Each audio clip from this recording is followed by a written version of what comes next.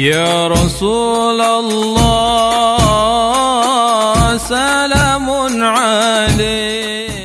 Sayyidina Hamzah bin Abdul Muttalib ini Islam ketika wahyu turun. 2 tahun setelah itu Hamzah bin Abdul Muttalib ini masuk Islam. Ini pamannya Nabi Muhammad SAW. Hamzah bin Abdul Muttalib ini perbedaannya pun tidak jauh dengan Nabi Muhammad SAW. Lahir di kota Mekah sebelum Nabi Muhammad itu 2 tahun atau 4 tahun jaraknya. Lahir beliau dulu 4 tahun, setelahnya baru Nabi Muhammad lahir. Jadi perbedaan jaraknya paman sama keponakan itu tidak jauh ya. Bahkan ada dulu dan sekarang pun banyak paman itu lebih muda dari keponakan. Ada kan begitu? Karena memang orang dulu tahu cara memanfaatkan indukan yang bagus. Sallallahu alaihi Muhammad. Kok ente kayak malu-malu begitu? Faham tapi malu-malu kan? Kita harus bicara betul dan tegas tentang apa yang diajarkan oleh Islam.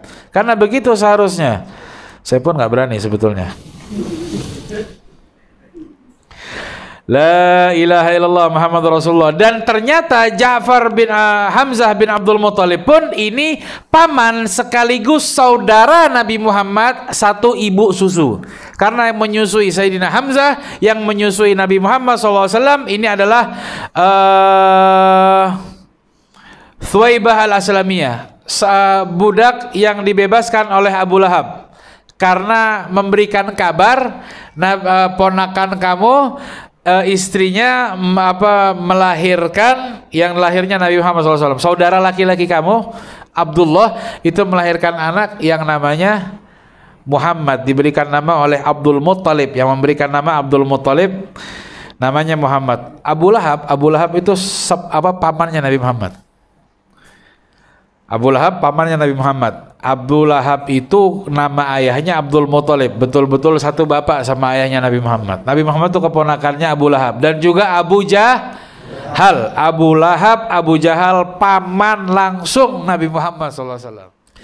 La ilaha illallah Muhammad Rasulullah. Dan ini Hamzah pun ternyata yang membuat Abu Lahab, Abu Jahal ini tidak berani banyak mengganggu Nabi Muhammad SAW. Karena setelah mendapatkan wahyu, lagi duduk di rumahnya, Nabi Muhammad mendapatkan wahyu dan mulai berdakwah dan ketahuan dan dimusuhi oleh orang-orang kafir Quraisy, terutama Abu Jahal, Abu Lahab memusuhinya. Hamzah tidak sabar dirinya keluar dari rumah. Dia melihat ketika Hamzah ini melihat Abu Jahal sedang dia orasi habis pukul orang-orang sekitar Nabi Muhammad. Sayyidina Hamzah ini datang langsung ke Abu Jahal, langsung ditempeleng Abu Jahal dan jatuh tersungkur oleh tangannya Hamzah. Ini kakaknya padahal. Hamzah ini masih adiknya. Tapi berani pukul kakaknya demi menyelamatkan keponakannya Nabi besar Muhammad SAW. Maka Hamzah adalah pamannya Nabi Muhammad yang sangat membantu dakwahnya Nabi besar Muhammad SAW.